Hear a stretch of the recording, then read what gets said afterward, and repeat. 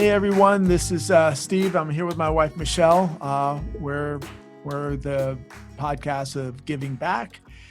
We speak with local business owners who are contributing to the community, and we're here today speaking with actually becoming a good friend of ours, Alan Shimamoto, who is from Olympia, but he's a personal and business development coach.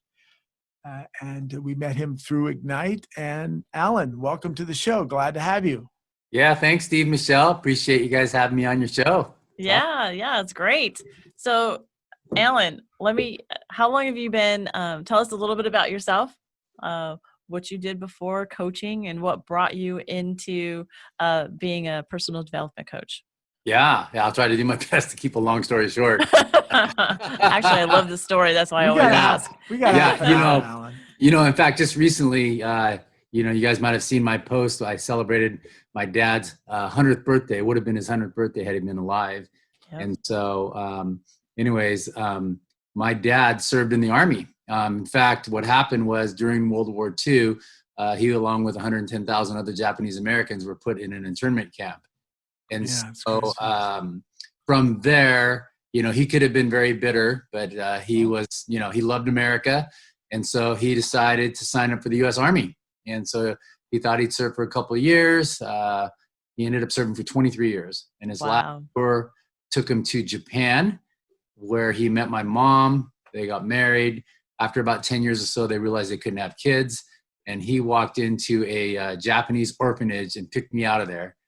And at the time, I was 8 months old. I fit in the crook of his arm, and he's like, "You're the one. You're it. I'm it." Yeah. And so the very next year, he retired from the Army, and then he went back to Northern California, where he grew up and settled in a little town called Watsonville, California, home of Driscoll strawberries, and you might have Driscoll's, Martinelli apple cider, which is the sparkling. The sparkling cider. That's great. So I grew up with some of the Martinelli grandkids.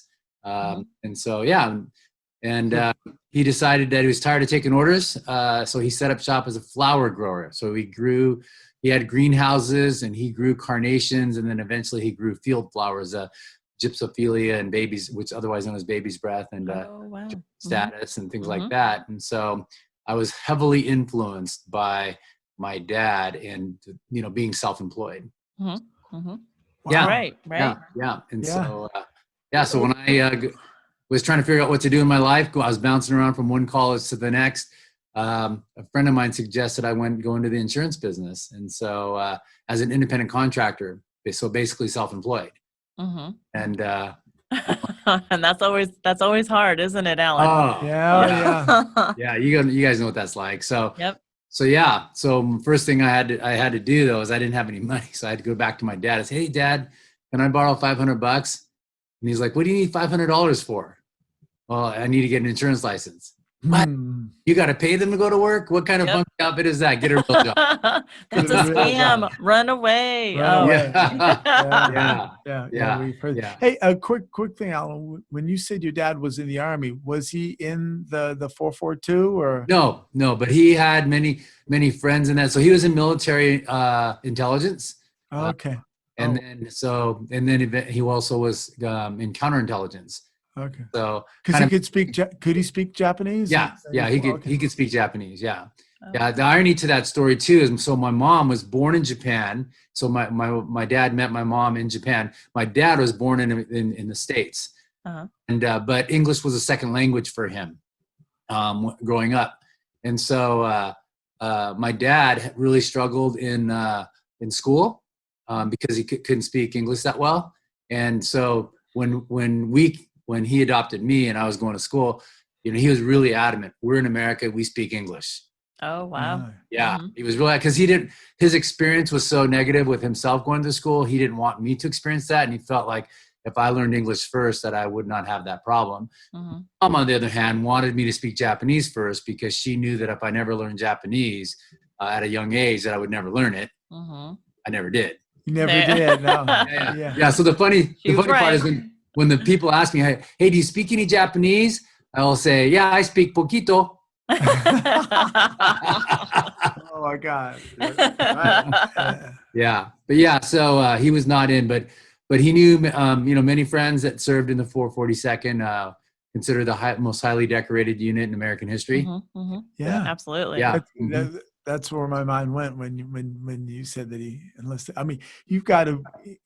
Your dad is an inspiration, right? Just the idea that they've, taken away, forced out, and put Yes. somewhere, and then Yeah. I mean, his parents, Steve, Michele, their family lost everything: their home, their business, their belongings, everything. They basically could, whatever they could carry, they could take with them to the camp, and they lost everything, and but I also believe that, like going fast forward, my dad never talked about it. He never said, hey, America owes me. And most, I don't hear, the Japanese as a culture, they don't do that. There's a term in Japanese called ganbaru. Ganbaru basically means get over it, move on, right? I like that. Situation you're dealing with, get over it, move on, right? And so that's kind of the culture of the Japanese as a whole. Even here in the States, it's they just, they know that, at the end of the day, he could have been a victim of it, and he chose not to be, and chose to be a solution. And the best part about that is he passed that down to me. Correct. Yeah. And so I'm just thankful for that, because there's many times in my life I could have chosen to be a victim too, but because of that influence of my dad, it's always a find a way to get the job done attitude. Like, and going on that, because I know a little bit about your story and the idea that something was taken away from you and kind of it ended up where you are here. So tell us a little bit about your business and what you're doing before coaching. And Yeah. So when I got into insurance business, I had real success at it. 32 years ago, most insurance agents were 40, 50, 60 years old. So I was 24-year-old young whippersnapper. And two questions, Steve, when I'd walk in the door of a business. Alan, you look awful young. How old are you? Oh, wow. You're 24. Well, how long you been doing this? Right. And I was able to turn that into an advantage. Within a couple of years, I got into leadership, ended up leading a team. And then a year after that, I actually ran my own agency, got into agency ownership. That's how I met my wife, Louisa. And so she was with the same company up here in the Seattle area. I was down in Northern California at the time. And we became friends. We ended up collaborating, sharing ideas and thoughts. And then after probably 7-8 months of doing that, we started dating. So we dated probably 8-9 months. And then I moved up here in September of 93. And I actually sold my agency down in Northern California and relocated up here and became an agent underneath my future wife, which is kind of interesting. That is interesting. Yeah. Most people thought I was crazy for doing that. But my vision, you guys, like I wanted to raise a family, and I could see, Louisa being my wife.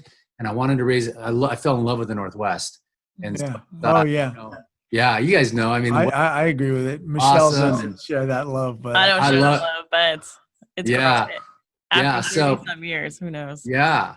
So I fell in love with the weather and the 4 seasons, but it's not extreme 4 seasons. And the small towns, and the first high school football, one of the first high school football games I went to, you guys, my wife is a graduate of Tumwater High School. So she's a Tumwater T-Bird. We go to high school football game. Tumwater is undefeated, playing against Kelso.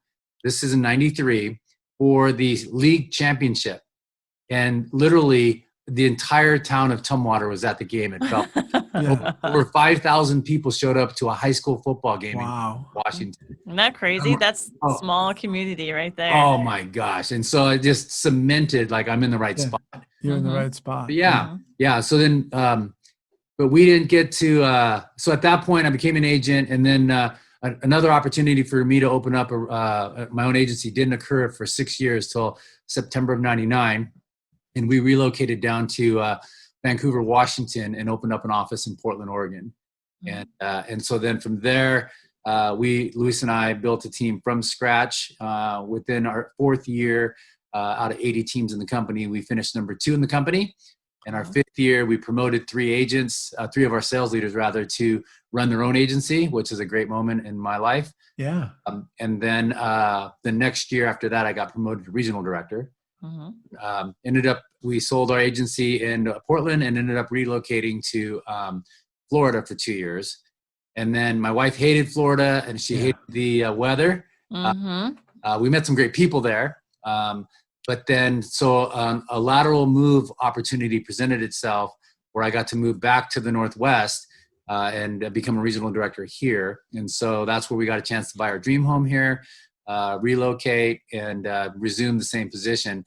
In the meantime, that's when things started to change. That was 2007 when that happened. And so we ended up, the month after we moved, or 2 months after we moved, our company actually got bought out. And by the end of the year, I knew something was going on. I didn't know exactly. 2 years later, the company converted my position from independent contractor to employee. And then I knew, like, I've got 2 years. At that particular point, 2 years after that, my contract was terminated. I was one of a handful of people. Everyone that was in my former position as regional directors, over the period of time, within a year or so, 2 years or so, were all the contracts were ultimately terminated. So there was a reorganization that happened. And the irony to that story, you guys, is that, here I was 48 years of age, living large, living in my dream home, having all the things that I could ever want. And it had been my only career. I thought, like, I'm thinking, like, I thought I'd be there forever, but anyways, there was probably a time where I really struggled even getting out of bed. Right. Because right. of that just being yanked from me, But there was 2 things that really got me, 3 things that really got me back on track. Number 1, my faith in God was huge in that. Number 2 is my wife. My wife was a big, believer in me, and she kept saying, "Alan, you should be a coach." And I'm like, "What? Who would listen to me? Like, I'm a has-been." I'm old now. Yeah, like, I'm nothing. And so for the longest time, I had this for a period of time, I had this limiting belief that my best days were behind me. And so then, so my faith in God, my wife, and then my dad and my mom, both my mom and dad just have very inspirational stories.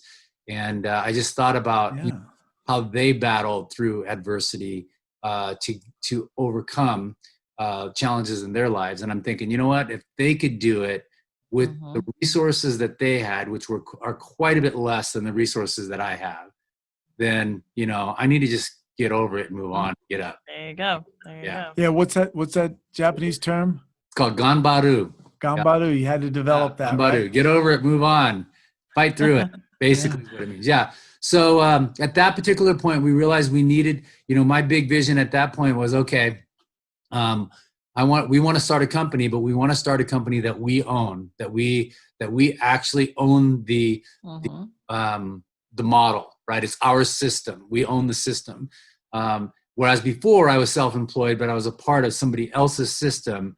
And at the end of the day, they canceled that contract. That's even though I've been self-employed the majority of my, career there, and have been self-employed, all my life, all my adult life, as well. So, and so then we decided to build a business with coaching in mind. And initially we ended up going to work for a company that had a independent contractor arrangement, but they had a hierarchy. And my thought process is, say, let's start here. Let's build and get our revenue back going, but let's do this with coaching in mind. And so that's what we did. We started there, got ourselves to a point where we were functional financially, and then we were able to pivot our business and launch our private coaching portion of our business. And that's what brought me to this point. There you go. Hey, you said something earlier, and I just kind of wanted, you said when you were younger, and you'd go in, because the insurance business is considered, right? Well, maybe not so much now, but always was the old white guy type of business model. but yet you went in there as a 24-year-old Japanese American guy, young kid, and you said you used that. How did you use that being young? And Yeah, that's good. That's a great question, Steve. So, what happened was two things there. One was I had a mentor in the business early on. His name is Jim Fortunato, and Jim really believed in me from the beginning. And he was the number 2 agent in the company. And so I made a bold declaration when I first started. I said, "Hey, I'm gonna make 6 figures by my 3rd year," right? And so most people, when I made that declaration, thought I was crazy. Like, what are you smoking? What, Yeah. And especially back then, 32 years ago, making a 6-figure income was a lot of money. I mean, it's a lot of money now, right? For some people. And especially at 24, making that kind of declaration was out there. So when he heard me say that, he's like, "Hey, if you're really serious about that," he goes, I'll mentor you. And so I would hop in his car every Monday morning, and we have a once a week meeting in San Jose, and I'd meet him at his house. And he said, "Hey, be here at 6:10." And the meeting was at 7 in San Jose. And so I get a chance to ride in the car with him to the meeting and ask him a bunch of questions and ride in the car back away from the meeting. Nice. When I was at the meeting, I would also ask him and some of the other top people questions all the time. So that helped me accelerate my curve. And then the other piece was I learned the art and science of selling by going to a boot camp training. Tom Hopkins, I read the book, How to Master the Art of Selling, and read it a bunch of times, but I wasn't able to internalize it.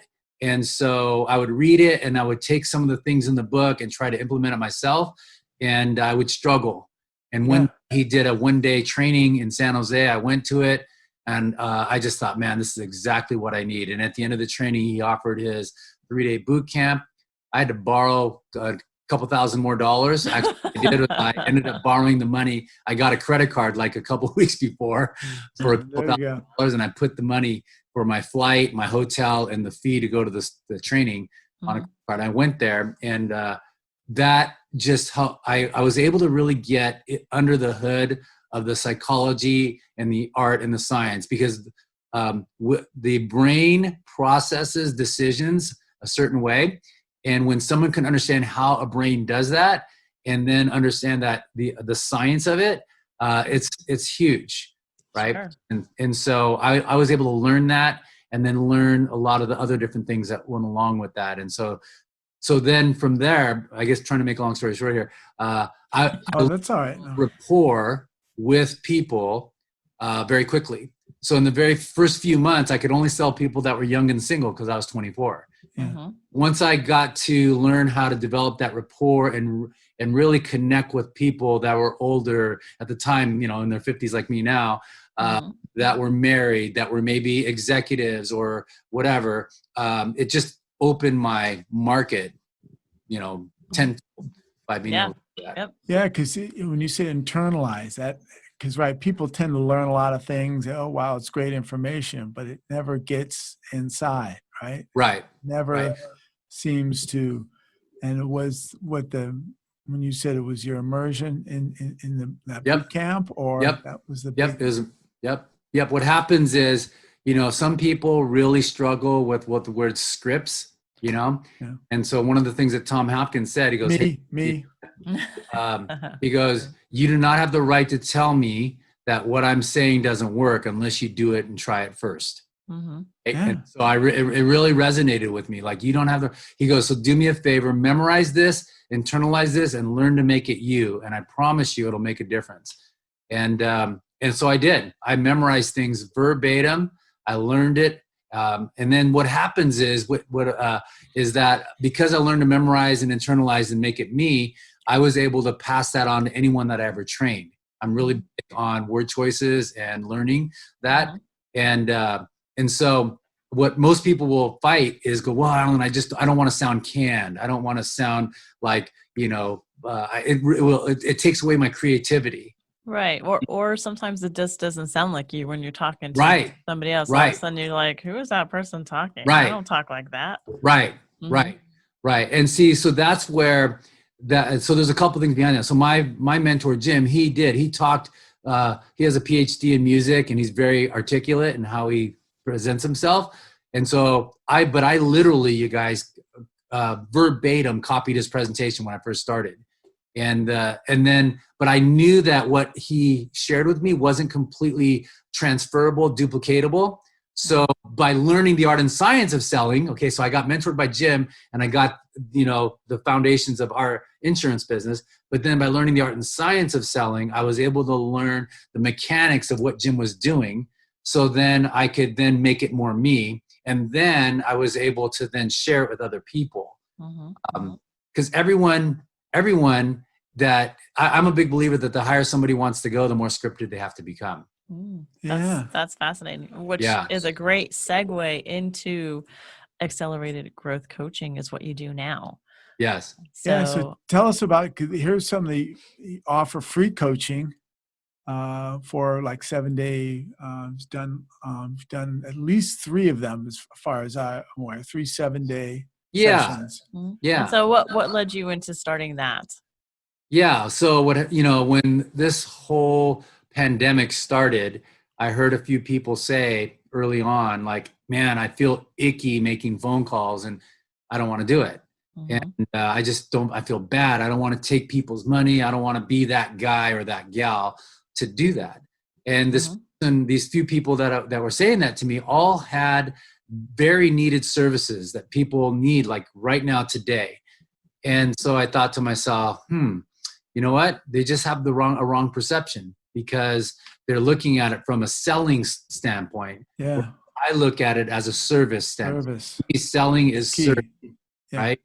And it's not so much selling somebody, it's solving people's problems, right? When you can solve someone's problem and give them a solution, why wouldn't they want it if it's going to help them, right? So that's when I thought, okay, you know what? Luis and I, we have the background to teach this. So we thought, okay, we'll do a free 7-day sales challenge, right? Spread out over a couple of weeks, and do it every other day over a couple of weeks. And we were, up to that point, we had been charging for it, but we decided, we're just going to do a give back. We're not going to ask any money. We're just going to give back and provide, and people will have some actionable takeaways when they get done. It was a lot of fun. I think if I remember correctly, you guys were a part of the first one. So we did the first one, and then I actually did the third one because I got so much out of it. But the second time that I went through, I didn't have to take so many notes. I could actually just absorb it and actually internalize it. And it's made a huge difference in how Steve and I talk to our team and how we talk to each other and make ourselves accountable. So there's these little things as you own a business that you take away from, that was 7 days. There's a whole lot of stuff that you could take away. One was our why. We just had a different, we had Garrett Willie on our show earlier, and we talked about why and purpose. And that also is something that you cover, but you also cover goals and how to reach them and to make them obtainable, because I want to have a huge office. I want to have a bunch of, people that we also have on our team. But it's what's actually obtainable right now. Right. And making those small adjustments and those small goals that you can make, because then ultimately, your big goal is going to happen. And so I was always taught to just like go for the gusto, and then you're like, oh man, I didn't make that goal that month, and I didn't make it again this month, and you kind of beat yourself up on that, right? So well, and that's because most of us have been told shoot for the stars and hit the moon, right? And so the biggest challenge behind that is the unconscious mind. If it's not 100% committed, it's going to shut itself down. It's going to protect you from failing, right? So, which in the end, it doesn't. We don't go after it. We don't go correct, right? Yep. So that's why it's great to have big vision. We want big vision. We want to have grandiose vision of where we want to go and what we want to do in life. God's calling for us is to all be great. And, but at the same time, we have to break those down into what we call, and you've heard the term before, SMART goals. Sure. And so the goals have to be realistic. And because if we don't 100% believe that we're going to hit that goal, we won't do it. We're going to give up on it real quickly. So, Mm-hmm. yeah. Yeah, you do have to have the big vision, but you really have to see the next step in front of you, or Right. where you want to go. And that, Right. and Right. you talk about part of it is like seeing in front of you, like scripts, like always having a script, and doing that. Because I remember one time during this, I jumped on. Oh yeah, I'll come in and talk, and it really went badly. Really went badly. And then you looked at me. He said, "Did you have a script in front of you?" No. No, I have a Yeah. tendency to wing things Yeah. and feel like more be spontaneous. And now I'm realizing that's not. Yeah. Yeah. The analogy that I use with that, you guys, it's a sports analogy. You think about the football teams. And so a football team, like the offensive coordinator, they all have a game plan going into the game. And they know their game plan forward and backwards, right? They got it. These guys are some of the smartest people in the world. And they got their game plan. But guess what? They also got their game plan not only in their head, but on a piece of paper. Usually it's got cover on it, right? And in some kind of plastic or whatever. And they use it many times to cover their mouths during the game. Yeah. Why do these pros have their script in front of them? The reason why? Because they have a fraction of a second to make a decision. And if they lose that, don't make that decision right, that potentially could cost them the game. And so, for us, we want to do the same thing, whether it's a phone call, whether it's a presentation, guess what? A PowerPoint, that is a script, right? There's nothing wrong with that. No one's going to look at someone bad for having a PowerPoint, Right. because but that's a script. That helps people stay on task. And because one word or one thought could totally change the direction of a conversation. And too many times people will say afterwards, like, "Oh, I wish I would have done this. Oh, I wish I would have said that. I should have said this. I should have said, whatever." So, it's kind of like in a football game, right? If they make a wrong call, they kick themselves, but they're less likely to make that wrong call because they have their script in front of them. They follow it. So anyways, that's the analogy that I use many times. And too often, amateurs do things once in a while. Pros do things consistently. Consistently. Exactly. Amateurs dabble, right? Right. Master, right? So many people don't get to a point of mastery. Yeah. And full disclosure, Michele and I on a road to mastery, and we are utilizing Alan's services. He's been awesome. And so we'll do a little plug for you right now, Alan. If anyone needs to get in touch with you who is interested in coaching, he's an awesome and wonderful teacher and leader. So how would people get in touch with you, Alan? Yeah, that's a great question. So they could either go to my website, accelerategrowthcoaching.com, or they can go to facebook.com/accelerate growth coaching and visit my website or my Facebook page. Or they can email me at info@accelerate growth coaching. There you go. Nice. Okay, excellent. Well, Alan, thank you so much. Well, we still got a little bit of time, right? 28 minutes. So, but it's great to have you on here and sharing, everything. Because your dad, right? Go back to your dad. You said he would have turned 100, right? Yes.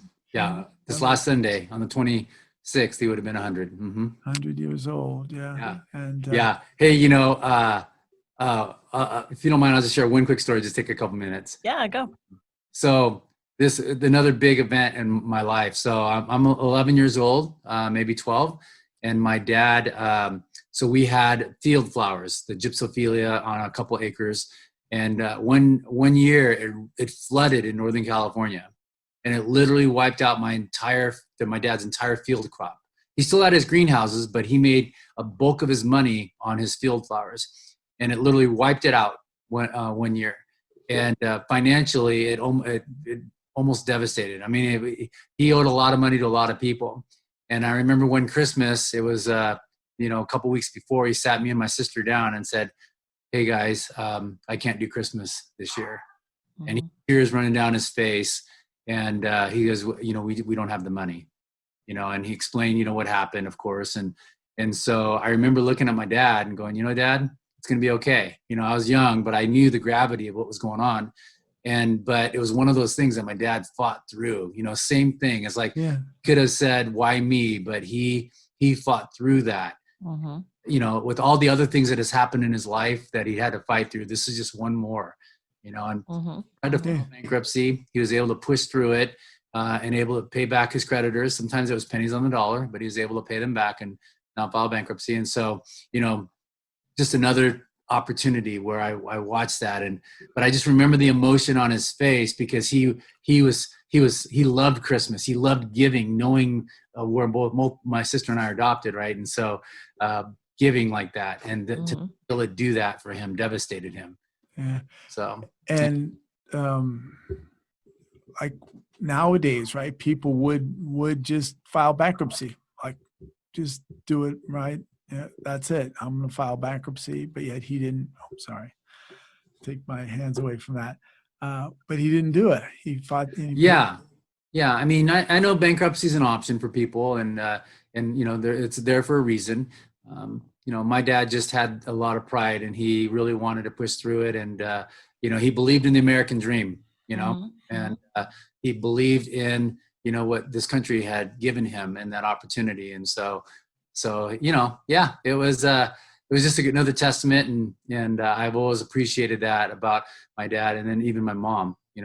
Mom, she got a chance to retire early, completely on her own, and that's a different story. But okay, that's all right. Well, hey, thank you so much, Alan.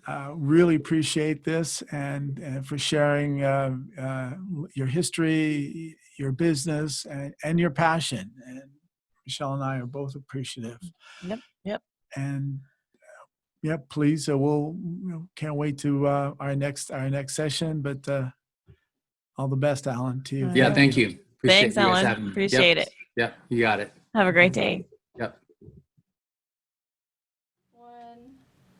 So, Steve, what is our tip of the day? Our tip of the day is watch out for scams. Watch out for, especially now during this pandemic, and tax season just got over with, or unless you're filing an extension. There's a lot of scams going on trying to call you or get you. And I always want to say the IRS will never call you on the phone. Never, ever, ever. No, they always give you a letter. They will send you a letter. And so that's tip number one. So especially you get people calling, threatening, hey, you owe taxes, you need to send a check, never make a payment, never always file. Don't give any information to anyone threatening you over the phone. Right. Hang up. Let's just put it that way. They've scams like phishing. They use emails and links. Where purport to be someone. We actually had an incident where someone sent an email and was like this. It was from this financial business, but under closer inspection, the letters were different, a little bit different. Yep, they said that they were going to expunge my my college debt. Well, student loan debt. Student loan debt. I'm like, oh, great. So there's like a forgiveness program out there. And so I said, yeah. So I gave them some information. They blah, blah, blah. They're like, hey, so what is the account that, your Social Security, was verifying, to make sure that this is you and this is how much you owe. And they had it. I gave it to them. The next thing you know, they sent me an email and I looked up their credentials and one letter off of this financial company. Now, I don't know if it's a ruse or what, but I pulled my information. I got to get a new bank card. It's not a mess, but who knows? So we suffer from it too. So that's why we're out here. That's like a big reason we want to share it with you. Do not ever give any Social Security information, your Social Security card, your bank information to anyone. To a bank. That actually happened to me before when my bank called me up with a bank number, by the way. Yep. They can paste numbers on your phone. You think, oh, whoa. But if they ask you questions to provide information, just realize your bank will never, because they have your information. There's no reason for them to ask you. So just think about that. So that's kind of our tip. And another thing too, I'll make this quick, is on social media, to protect yourself from hackers, especially on Facebook. Watch out for on Messenger, if friends send you something saying it's you, and there's a video, and don't answer. A buddy of mine sent that to me, and what happens is they get your whole list. So just be aware of anything asking for information or pulling you somewhere, and that's basically it right now for our tip of the day. Thank you so much. All right. That's it. Be safe out there. Yeah, be safe.